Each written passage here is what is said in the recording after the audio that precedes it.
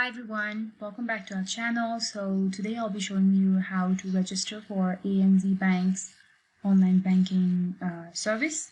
But before we learn to do that, don't forget to subscribe to our channel for more videos and don't forget to leave a like on this video.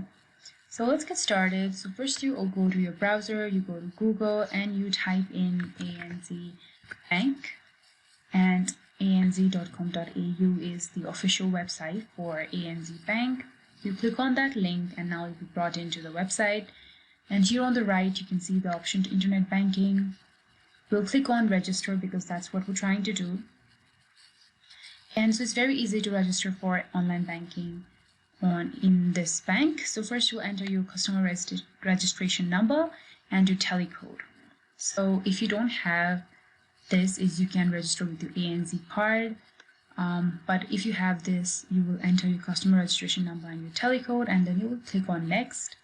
And then for security access, you will have to set up a password, you have to enter your phone number and email address and a few other details.